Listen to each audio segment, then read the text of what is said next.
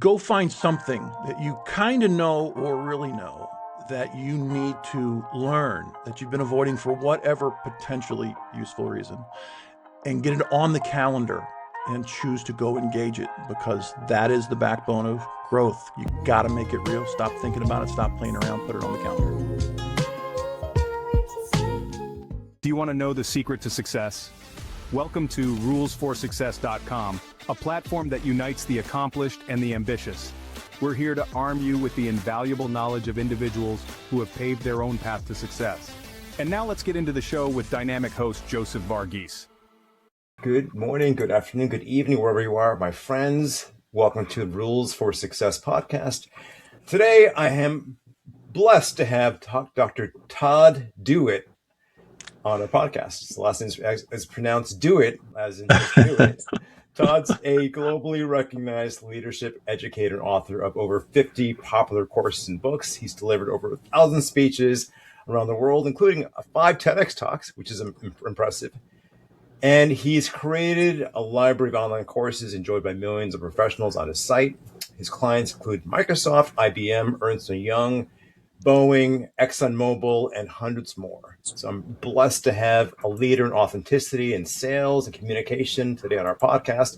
To access this podcast and the recording and the mind map and the summary, go to rulesforsuccess.com. We'll also extract some of the tips here from Todd, and that'll go into our second podcast, 2-minute chunks, called momentumtips.com. So check it out there, rulesforsuccess.com. Todd, how are you today? Joseph, I am great, thanks. Happy to be here. Let's have a good conversation. Excited to be here. Well, what got you in this journey? Sales, leadership, what brought you here? So over time, I've gotten a few different labels, including sales and other things. But honestly, at its core, I'm a relationship guy, a leadership person. I was working for Anderson and Ernst & Young for a fairly brief period of time to start the career. And I figured out that, we have some epiphanies if we're lucky once in a while. My first big one was saying, you know what, business is fascinating. I was right about wanting to study that. That's good. But I'm not sure I fit in the classic sense on the inside. I am fascinated by relationships and business processes, and I'd like to just kind of go find some place to study that a little more without being an insider. And I found the perfect, for me anyway, the perfect outsider place. And I said, I do love these things. I'm going to leave. I'm going to get a PhD, and I'm going to be a dork who studies these things for a living and tries to be, helpful as an outside voice to people who are practitioners. And I got to tell you, that worked out exceptionally well for a lot of years. Great PhD, published a lot of scientific research. And then, as you well know, Joseph, life, you have your plan. Life then laughs at you and throws you some interesting possibilities. I was trying to be a professor. I was tenured for life. But then the phone started ringing. Hey, come give this talk. Come give this speech. And then the phone started ringing some more. Hey, found you online. I think you'd be great for what we do with these online courses. And then that began a very long relationship with LinkedIn, among others, but especially LinkedIn. And that's how I find myself solo today talking to you. I make books, I give speeches, I make courses, I do a little coaching, and it's all because I fell in love with studying people at work and then found different ways to keep attacking the way those things work together. It's exciting to be able to connect with people, really step into your zone of genius, really enjoy what you're doing, right, on this journey. By the way, you've got a crazy following on LinkedIn. At this stage, 110,000 people follow you. You've established yourself as a thought leader in this area. And, I appreciate also how you kind of engage in this conversation of authenticity, which is very vital, especially in this world of AI and technology happening and things being unique where people lose their voice. I'm all about people finding their voice, owning their voice, and selling with that unique voice. We're big fans of that. So how's the journey been? Like, how has that journey been getting back into organizations, educating teams, and then all of a sudden AI happens past few years? I'm curious about that. Well, I got to tell you, I'm glad there's a lot of topics we could talk about. I'm glad you brought up authenticity, because first thing I like to tell people when they go, oh, here's this person, I think he's an interesting thought leader or something of that nature. I go, well, that's me now. I'm grateful for that. But the truth is, like most humans, I had to start somewhere and learn things and make decisions and grow and evolve and change. And I didn't start loud and comfortable wearing blue jeans and black shirts the way I do now and rolling up my sleeves and showing off all that kind of stuff. Nope. I started wearing conservative suits and white shirts and stiff ties working for big service firms, and I had to grow slowly into authenticity. But what became very apparent to me in this journey is that good people, good men and women, every day go to work and they act, which is funny because almost none of us studied acting. Yeah. But we manage impressions for a lot of good reasons. And what I concluded, and what later as a scientist I figured out was true, was that we really overdo that. We overdo the polishing the professional thing, and we underdo the allowing a little of the human person to show through. And what that means is that relationships are a little less than they could be. I mean, that's a encapsulation of a lot of different studies. But the truth is, we leave a lot of potential on the table because we're all so scared to be a little more real, a little more human at work. And I've kind of been on a 25-year path trying to remind people this is free. This is going to help you. I'm not saying be unfiltered. I'm saying stop over polishing, be a person, not just a professional, because on average, that does tend to lead to better conversations and stronger teams. Exactly. Exactly. I concur with that completely. And especially just being real, like really showing Mm. up and putting yourself out there in unique ways. It builds trust, right, with audiences. And there's so much evidence of that we've seen with great people speakers being willing to like kind of show all sides of themselves, that we're all imperfect people, like showing up. And even the great leaders that we respect, I mean, politicians, and there are people like MLK Day, and this Black History Month we are right now, the people we respect tend to be people who are able to kind of show all their colors, right, in the moment. Sure. But how does it mean in this age of AI? So in this age of technology, where things are recorded, right, and things are rehashed and repurposed and put out there, you're a leader, right? You 50 books and you put yourself out there in unique ways. TED Talks. Is there a concern people have around being that open and scared, like being able to be themselves? Yeah, there's a concern. I got to tell you, first of all, the consensus for most of the pundits talking about the rise of AI right now Hmm. is that this reality means that it is now more than ever necessary for people to be good with their human skills. And I think Yes. about that because most people didn't see that coming, but it's true because we really need to understand how we function and how we function in terms of us interacting. Yeah. So you mentioned imperfect as a word. I love that. I'm standing in front of a group 2 days ago in California. It's a division of Johnson & Johnson. Hmm. And I said that as I was talking about leaders. I said, leaders are thought to need confidence and competence. That's great. That's a beautiful thing, but it's also incomplete. It's just a foundation. I mean, all of us are imperfect. Why do we spend so much precious, limited energy at work trying to act like that's not true? And so I ask them, hey, is there anyone in this room who's not imperfect? And it's kind of a weird question. We're not used to being as frank as you and I are right now at work. And so predictably, everyone agrees with me, but no one wants to identify as somehow perfect. And then I just laugh and tell them, look, if you're indecisive on this, we should talk later. You're very imperfect. And here's the punchline: that's okay. So what people think is that if you're in a position of authority and you start to admit mistakes, which I love to talk about, I tell bad stories about myself and my learning moments over time all the time. If you're worried about doing that, people are going to sense that you're trying to hide it, and that is not good. If you learn to do it, not every time will be a home run, but if you learn to do it, a little more real, honest about the journey you've been on, it's hilarious how people respect the fact that you, in your own way, are admitting that you're human just like them. So leading from a place of confidence and competence, beautiful, but that's just the beginning. You got to throw some of that human stuff on top, or you're absolutely leaving potential on the table. Exactly. Yeah, I respect that tremendously. Right, being authentic, being real, showing up, being a leader, and just showing people that Sure. we've all got flaws on both sides. And this whole new economy, I mean, Zoom economy, COVID, post COVID, it just exposed people, right? And personally, when I got into being an entrepreneur 20 some years ago, I left the world of engineering, and I learned acting, right? I learned performance, I learned improv, and those things were Mm. useful at the time, because when it came down to being on camera, being able to have eye contact, all those things are very useful at that point. But when it comes down to leading, right, really leading a TED Talk, and 5 TED Talks over the years, people want to see leaders who can emote, and right, express emotion and be human, right, and be able to share stories that we're able to share our flaws, our problems, and relate to them too as Yeah, well. Right? That's very important, especially the leaders that I respect these days. sure. When it comes to sales now, selling. So I imagine some of the books, the things you talk about also involve selling, right? Selling to Sure. audiences. Is that accurate? Yeah, I mean, I don't think of myself as a sales guy, but yeah, there's some of that in there. What are some things that are important for someone who's, like, let's say, engaging, selling? Because I mean, I believe leadership is also selling, right? Being able to stand tall and share what we're doing and Yeah, motivate the company and build a culture and have people on a mission. There's often this aspect of selling that's there, right? Or enrollment that's there, showing both sure. sides. But what are some aspects of selling do you find that maybe leaders who are out there may not be embracing?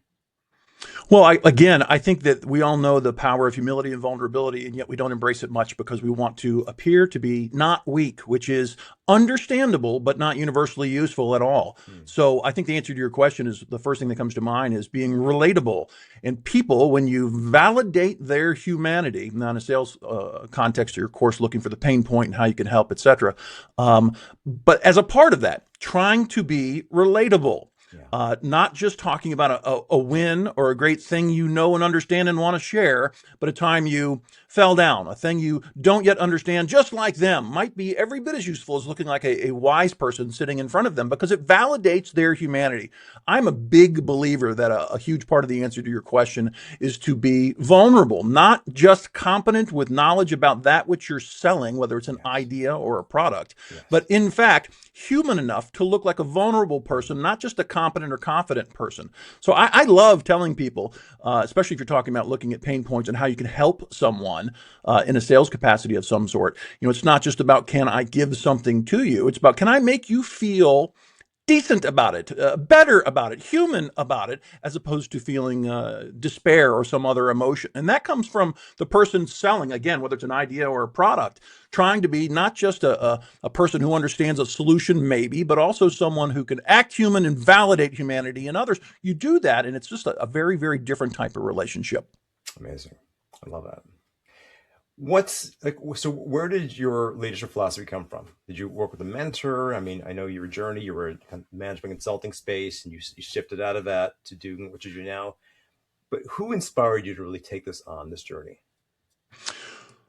So many good answers to that. I'll go with early influences. And I would encourage people, by the way, the more successful you are listening to this, I would encourage you to think in terms of those early influences as an answer to this question. Number one. Number two, go find ways to validate them. And I've done that with emails and phone calls and mentions in books. Um, so I'll start with a teacher, and then I'll mention my dad just as quick answers for you. I had a teacher in high school who taught physics, and I was not particularly naturally inclined to enjoy physics. What I watched this person do to a classroom full of people who almost all of them were not interested in physics was to find a way to relate to them as humans with smiles, with laughs, with jokes, and with experiments that were fun instead of just lectures that were boring. We were riding skateboards. We were setting things on fire. We were laying on a bed of nails. I love it. Things anyone could get jacked up about and excited about. And all of a sudden, the principle she wants to teach you maybe was a little more interesting and relevant. I watched her make learning and growth kind of interesting, if not in moments fun. Yeah. Huge impact on me. And And she would experiential. look everyone in the eyeball and just talk to them like a human and didn't look down at them when they didn't first understand the concept she was explaining. Her patience, it really rubbed off on me as well. So that was one big influence about how you deal with people and help them push and grow and try things. The other would be my dad. It's a long story I've written about and I've talked about on stage a million times. He lost most of his life in a bottle before he found 12 years of clarity and great life at the back end of his story. It's a really interesting story. The time he was pushed by his boss to be unemployed or go to rehab and become a better person. And he made the choice, I'm going to do this, and he gave it a shot. Now, if you know anything about those realities, the stats aren't good for people who try to stay clean. He did for the remaining 12 years. He did, which was absolutely transformational in my life. So this person who I did not like, did not want to be like, couldn't wait to get away from, to be frank. It was not pleasant. If you've ever been around those issues, you know what I mean. Became, after he got sober, over just a few weeks, maybe, when I was 18 years old. He became a very different person and quickly my best friend on the planet, Wow. and taught me in doing so that change, it sounds so cliche, especially coming from a guy like me who pontificates for a living. Change in a person is possible. Maybe you want to argue it's not likely. I'll listen to that. Hmm. It is possible. And the most profound example ever happened to be my father that I've ever witnessed or been close to witnessing. And so that influenced me in terms of leadership philosophy, owning those mistakes, Yeah. owning them, learning from them, apologizing, building bridges, and improving relationships as a result. He personified that in my life. I love that. I mean, the first physics professor in high school, making things experiential and fun. Your dad, when you turn 18, being real, right? And basically going down a path of, and I'm curious too, was he part of 12 step or something similar? Program of that sort? You know, it's funny you would ask. He went through the traditional 12-step program and it worked for him, not always for folks, but it did work for him. And as a part of that, he had to write some letters to people he had hurt, a small number of people he maybe hurt the most. And I was one of those. And I was joking with this crew I was standing in front of in California the other day, giving a speech. I once, after this speaking thing started growing years ago, I once thought, wouldn't it be authentic and useful from a rapport building perspective with an audience to bring this letter out, this little one pager that was just so heartfelt. And I did that. Joseph, I did it one time, only once, because when I started reading it, I lost control and started crying. And it is not useful in front of 1,000 people to start crying because pretty quickly they all start crying. So now I reference it in a story and keep moving. But one time that did happen. Incredible. Right. I'm a big fan of 12 step, and I have friends and family members who've gone through. I've gone through Al-Anon for an uncle who helped raise me as a kid. It taught me a lot. I brought a lot of that in success circles in the communities that I lead. And there's something about vulnerability, right? Vulnerability, being open, being a sponsor to another person, going through this 12-step, methodology, and then embracing forgiveness, right? Asking for forgiveness, even closing loops. And I think leadership, some of the best leaders I know are people willing to admit their faults, to apologize when things, don't go right. Even comedians too. Like I love when I see comedians engage the room where they're able to see all the things and speak things. And of course, they're reading the room and all of that. But when things break down, they're able to speak into it, acknowledge that, because the audience sees that too as well. Now, these aren't skills that people are taught, right? When you're in your organization, you're a manager in an organization, no one's taught to be this way. People are often taught. When I was a kid growing up in high school, I didn't have these role models. And for me, it was about looking good, trying to impress people. In life, for me, I had a realization doing a personal development seminar some 23 years ago that most of my life was spent either looking good or trying to avoid looking bad, right? My existence, in every corporate setting environment was just that, where I couldn't be real, I couldn't be authentic. And hence, out of that, like Stephen Covey talks about this idea in the 8th habit of inspiring others to find their voice, right? And part of that is, admitting to our faults, letting go of all of that. How does a manager these days, how do they begin the process toward kind of unraveling the onion, like letting go of that which they may have been learned, through school because they weren't taught? How does someone begin shifting that mindset? I'm curious. It's interesting. You actually raised several really, really meaty ideas there.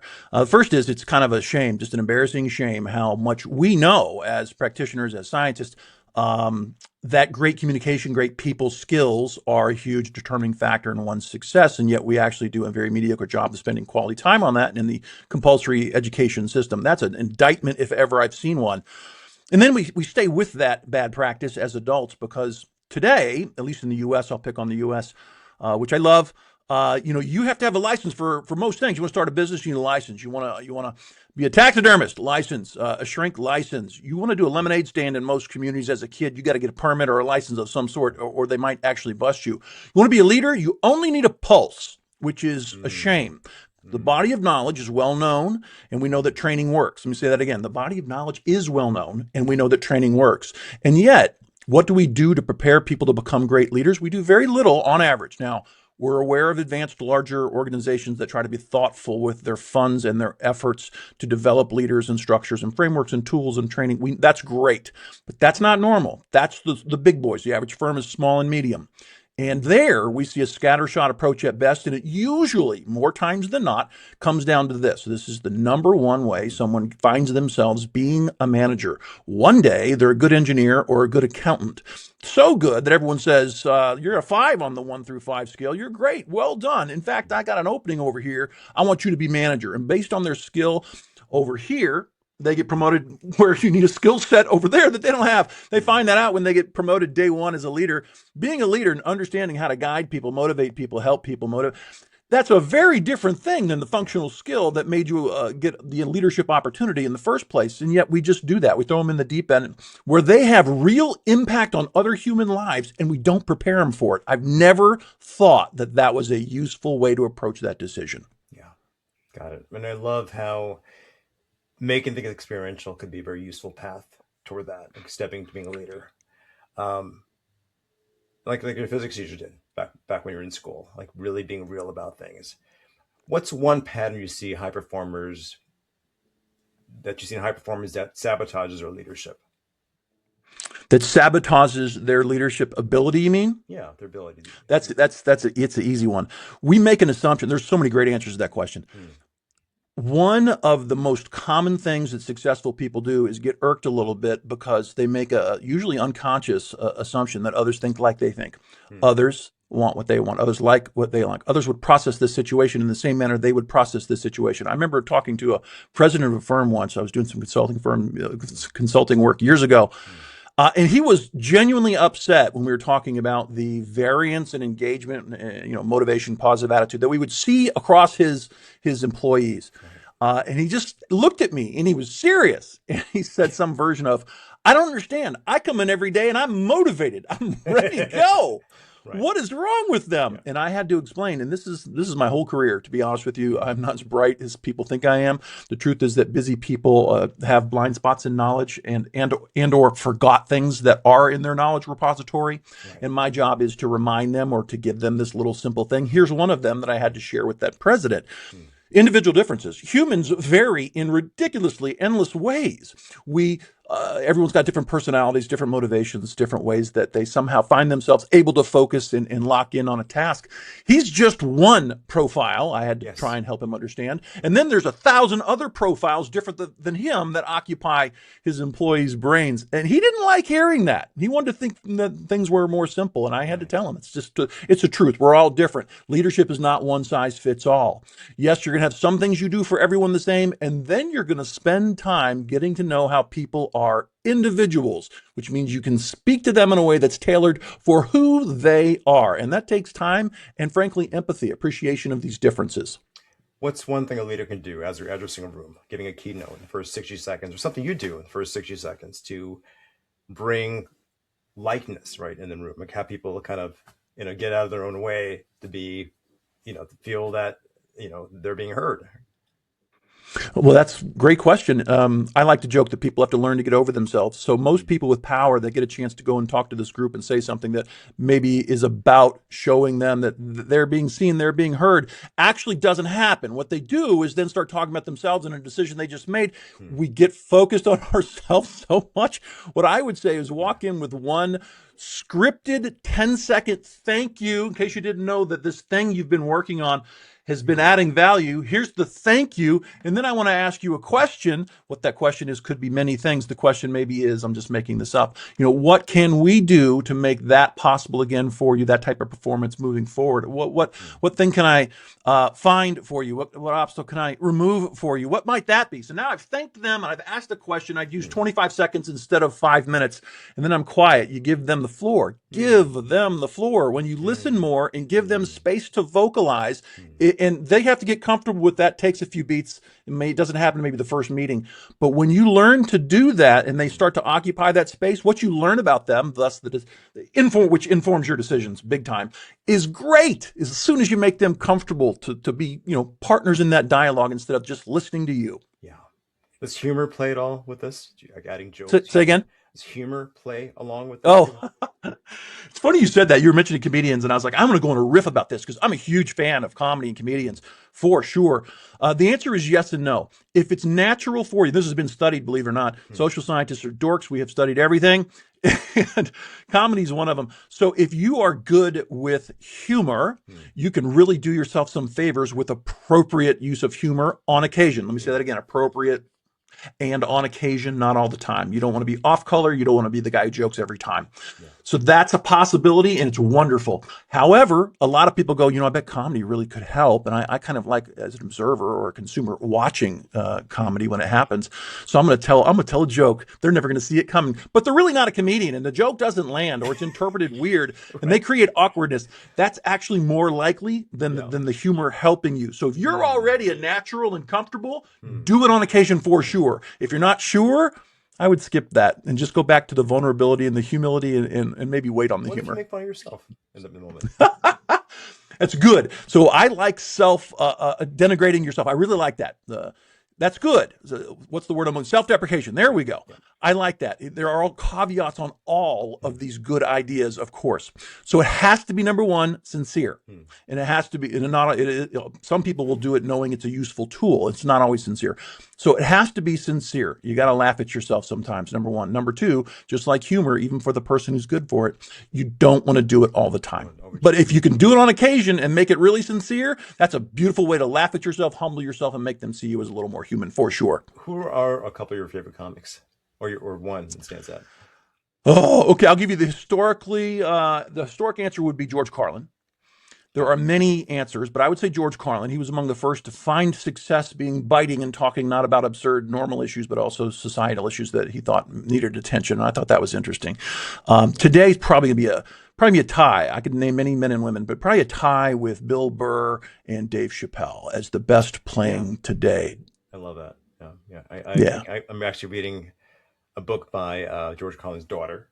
It's one daughter he had, and right now, and Dave Chappelle, I'd love to, but I love the way he integrates stories and he comes back to it. So basically, it starts out in one area, does a lot of contrast, context, and comes back to it. And I think he learned some of that from maybe Billy Connolly, and there's great comics out there that really dive into that. And it is good public speaking.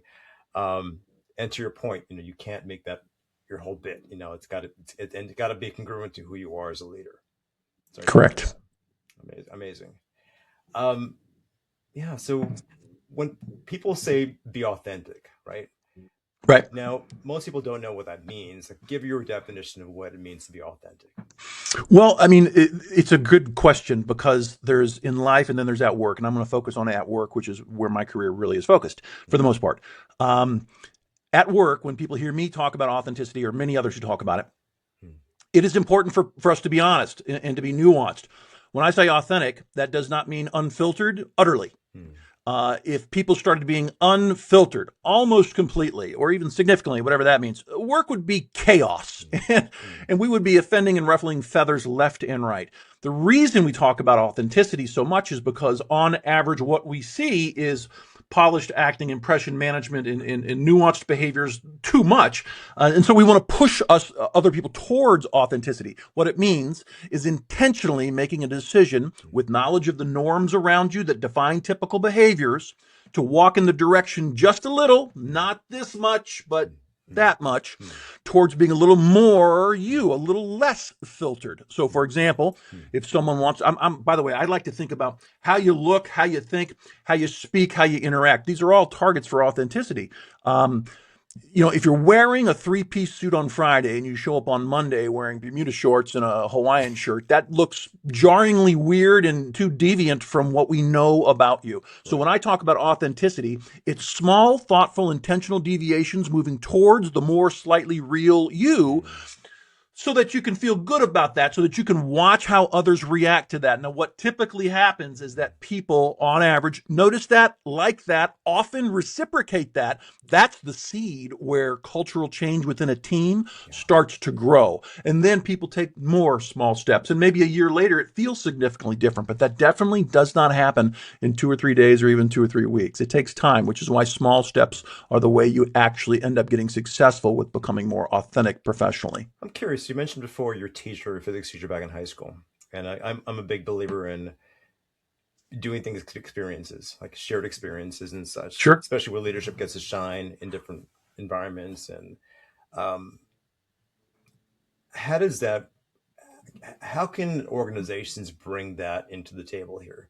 When I worked at Pfizer, one of my first jobs out of college, we did a scavenger hunt. Our team, GE Capital, and it was a fun experience, and we bonded, connected, worked as teams.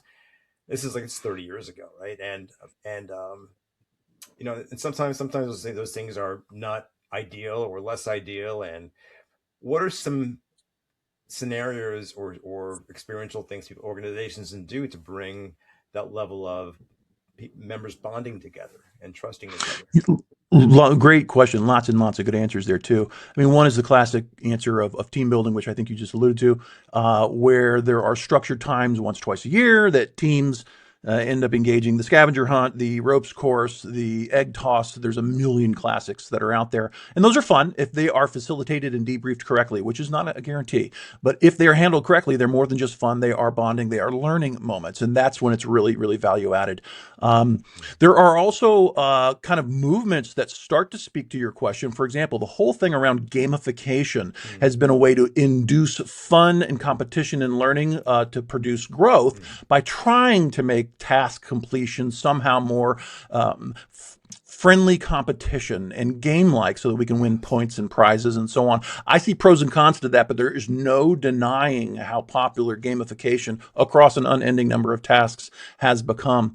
And then there are odds and ends that companies throw at people to create emotion and bonding opportunities. For example, there's a million all hands, but what you do at an all hands meeting varies widely. And sometimes, without announcing it, we're going to throw in an improv act that's going to make everyone think and laugh and feel uncomfortable in the best possible way. And we might involve some people from the audience to do it as well. And then there's, companies that are dedicated to answering your question from the outside as consultants who go in and they don't just do team building, but they work with management teams and average people, and they make them engage in strange things like writing songs, performing songs. I've seen so many silly things, but it's important, and I love these different, seemingly wacky answers because what we know, and this gets in the weeds quick on cognitive biases and cognitive functioning, but what we know is that we get lost in the routine ruts of thinking at work that make us efficient. And if we don't occasionally knock those in the head with a proverbial brick, that we risk becoming really not creative in the moments where we need creativity. And so jarring people in the different ways we just started kind of talking about is exactly what that does. It makes you not lose the routines you've learned, the scripts you've learned, but also let your brain wake up a little bit, because in a statistical way, that's how you get more creative, is to wake your brain up, get off of the scripts and start thinking more consciously instead of just subconscious routines and scripts. Yeah. And these are the types of activities that make that happen. Amazing. I love all of that. Improv, engagement, songs, writing songs, all of that. Anything to disrupt, right? Like I believe we're all kind of hypnotized or self-hypnotized in some ways and forms in the environment we're in. And it takes something to break out of that, especially if there's human-human interaction. We're building things, collaborating. I think about like Steve Jobs, Apple, the whole nature of bringing people to get together where they're cross-pollinating, having conversations together from different departments, different sides of the building, and the value of that, right? Like being able to connect and engage that way, and how a lot of organizations, startups, even years ago, I have friends who worked for Bloomberg in New York when he was mayor, and shifted the whole office structure where it was all open, and it just allowed for more directness, authenticity, people being approached, and progress. I mean, a lot of progress in New York during those times 20 years ago. Interesting. Yep. Yeah. Really exciting. Well, let's talk about your book. Let's talk about Dancing with Monsters. You have it behind you. Oh, thanks, man. I forgot. It's right there. Yeah. I know good promo. Fear, pressure, and leadership are themes in it. So Dancing with Monsters. So what do you mean by monsters? And like, are they in the workplace terms? Like, what are they exactly? Yes. So monsters are everything that bugs us and brings our energy down and makes us not feel good. So monsters are tasks that are terrible and projects that are Challenging, and people especially is my number one focus. Of course, people who we don't always understand or want to spend excess time with, or we have difficulties with. And sometimes we look in a mirror, frankly, and you can see a monster.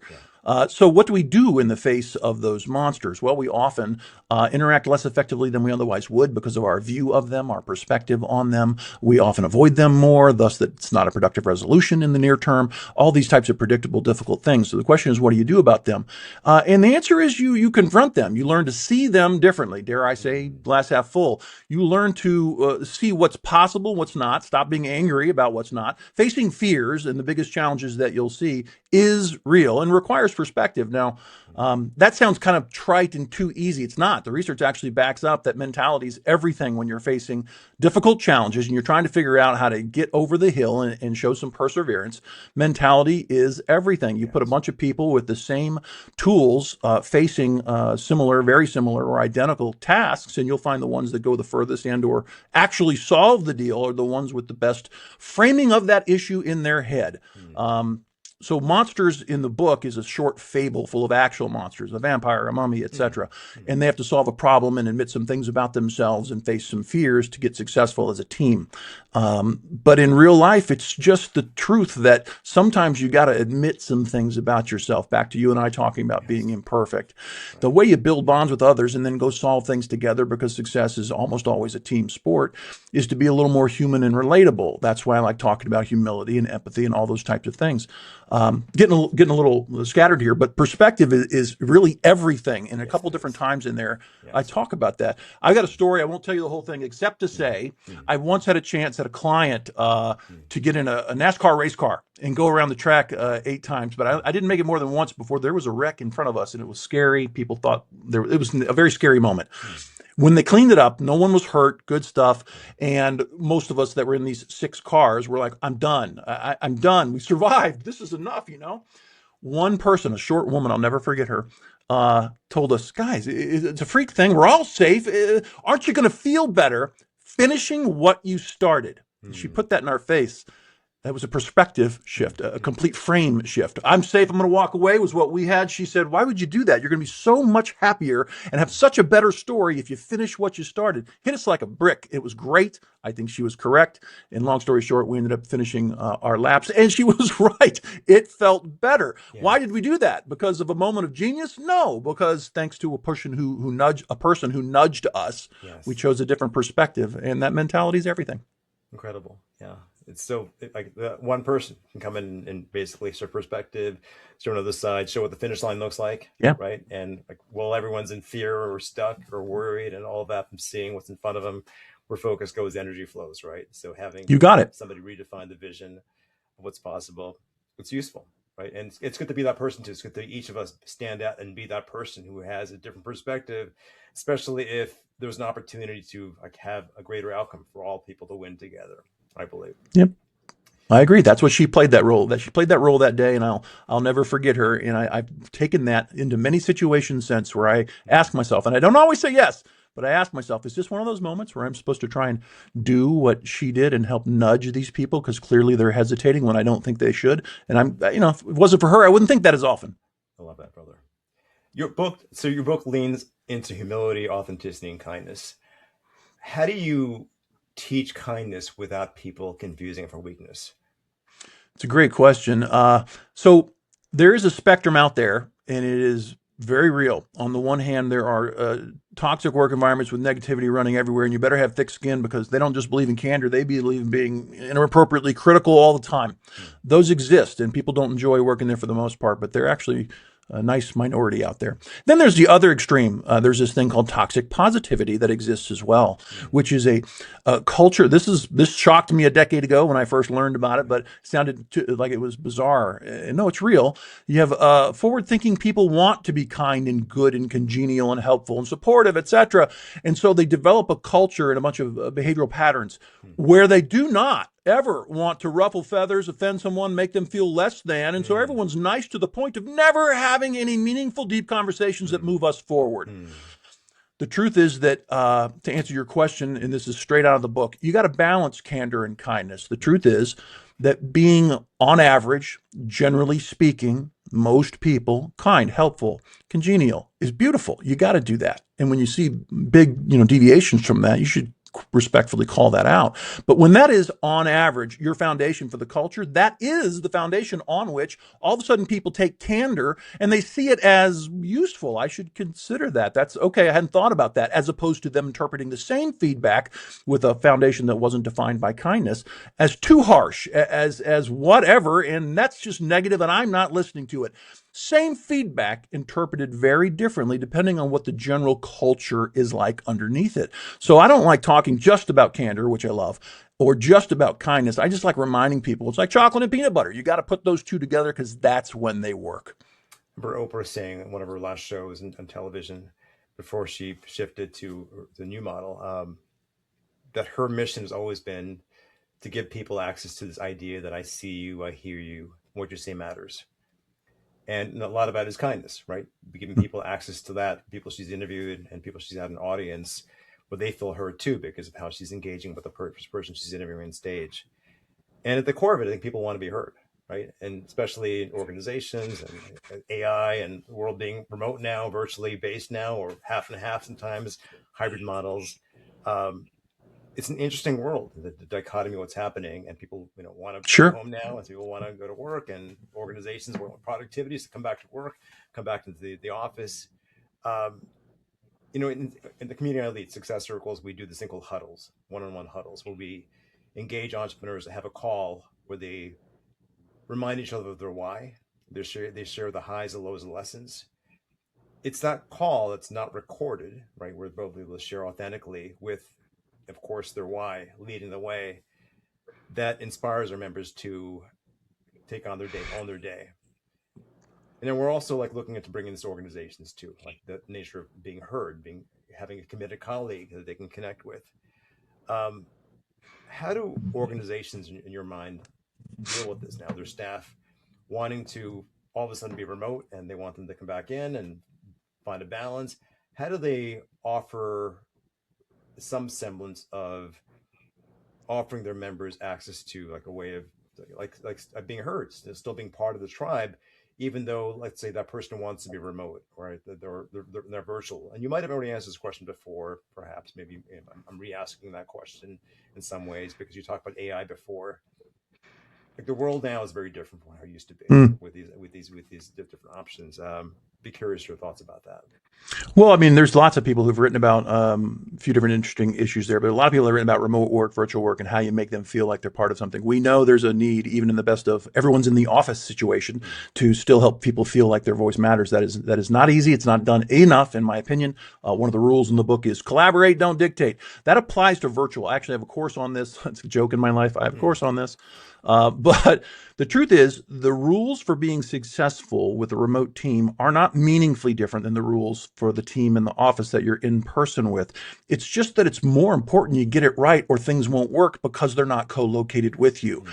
So, for example, letting them feel heard. How do you do that? You can tell someone, and you should on occasion, I hear you. And if I hear what you're saying blah, is that right? There's different ways you can do that by you interacting with them. That's great. But then there's also ways you can show them that they matter and that you hear them. For example, virtual teams, you're going to assign roles for people who need to do things as we function as a team. Great. But don't let them stay the same role with the same person all the time. Mix it up. Yeah. Stop being the leader. I love telling leaders this. Stop being the leader sometimes and facilitating each one of those virtual calls with the 10 members on the team. Maybe you do it every 5th time and you rotate other people in so that they can get comfortable speaking up and not looking for you for permission to say and think everything that needs to be done. I love abdicating authority when you don't have to, as a tool for telling people that they matter and that you trust them. Yes. So there's different ways like that. You can show them that they matter and that you trust them. Got it. And you're also assigning leadership too. You're also inspiring them to be leaders as well in the moments. And it gives them a way of being more resourceful when things come up, because they themselves see themselves as something bigger than maybe they see themselves as. Really, right. Really extraordinary. I'm curious. You also have a comic strip, Crestwall. Is that? Oh, yeah. It's a hobby. It's a long story, but it's a hobby that's been keeping me sane. And I am just now about ready to start releasing some of those things on LinkedIn. It's just A fun thing that may become a thing, I don't know. But even if it's just therapy for me, it's a comic strip focused on a group that works for a customer experience team inside a standard generic company, and it's kind of like Dilbert meets The Office with some Love that. generational issues, Yeah, something of that nature. love that. Excited to hear about that and see how that develops. I think it's Thanks, much man. needed, especially some lightness. And I grew up with comic books, so when I hear about comic strips, and it just gets me excited. So Nice. Thanks for saying that. yeah, so our podcast is called Rules for Success. Our audience and go to rulesforsuccess.com. I'm curious for you, what's one rule you wish you learned 10 years ago? Oh, I'll give you, yeah, there's so many. One is that you don't know nearly as much as you think you do, Hmm. which implies a couple of things. It implies you have stuff to learn, you should be focused on, you're probably not.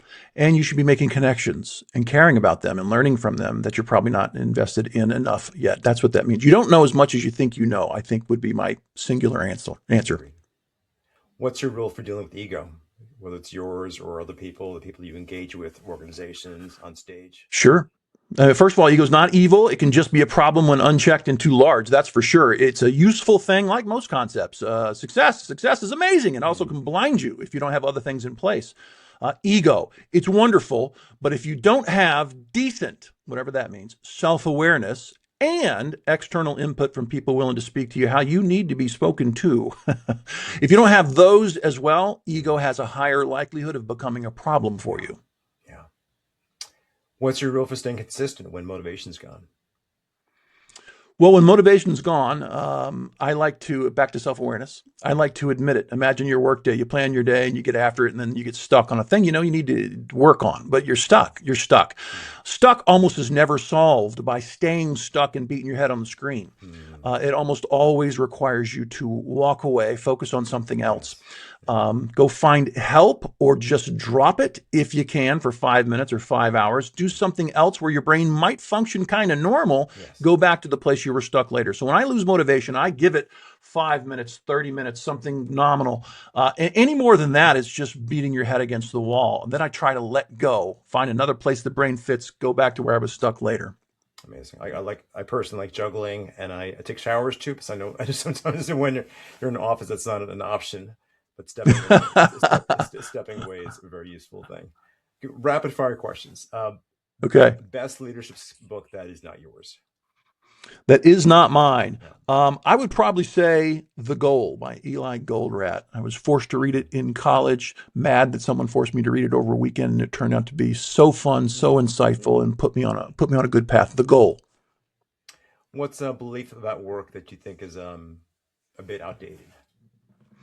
A bit outdated. I think that asking people to work only for the transaction of a compensation, of a paycheck, Mm. and not meaningfully finding solutions that provide some sense of meaning or purpose as well Wow. is a problem. Yeah. And the idea of the transaction being enough is absolutely outdated.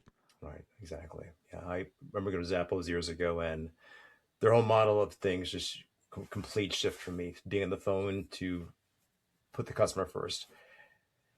That was a huge paradigm shift from a lot of organizations that was written about too. Sure. Fascinating. What's a habit that makes a manager instantly better? Mm. Learn to speak less and often not speak first. Hmm. Instantly makes you better because others will fill that air and learn about themselves. You'll learn about them. Don't use the mic just because you have it as much. What are a couple of rituals you embrace each day to keep you engaged, either at the start of your day or end of your day? I love asking this question. This might even go into our momentum tips. What's something that keeps you engaged to really show up the way you are showing up on any given day? Well, first of all, I wake up every day, and I've done versions of this for many, many, many years. But as we talked offline, I did mention to you I lost my wife last summer, and since then went through the normal challenges people go through. I'm still going through them, and one of the outcomes I'm working with that is really bearing fruit for me is to have a morning mantra. When I wake up, I say to myself, "Thank you." Hmm. And then I remind myself of some things that mattered that are going to hopefully propel me out of bed and into a decent day, I hope. And those things are to remember that I have purpose. I can find perspective, and then I will feel gratitude. So I say thank you, purpose, perspective, gratitude every morning for many, many months now. And it works. It shapes, back to our discussion of the mentality. Yes. It shapes how you think about any given task you look at and gives you a small edge. And sometimes a small edge is all you need. So I think my best answer to your question is I've been trying to every day use and focus, and then throughout the day ask myself whether I've remembered enough the ideas in that mantra that I love so much. I remember reading years ago. So my dad passed away 22 years ago. And but in the research of things, and one of the reasons why I shifted, sold my home, moved my mom, found out when one parent passes on, oftentimes the other parent passes off in a short amount of time. Usually when the wife passes on, the husband, Yeah. oftentimes as they get older, and part of it is because they see their future as being that person's future, and that future's gone now. So I appreciate you sharing that. You lost your wife, and then you're contextually kind of getting into, as you get into your day, really focusing on purpose. It's like so vital that we all, all humans, men especially, but all of us really have a purpose, have something that keeps us going into our day, into our lives, making a difference, making an impact, and being better, right? And that's what Yep. it's all about as a leader, stepping up, being better each day.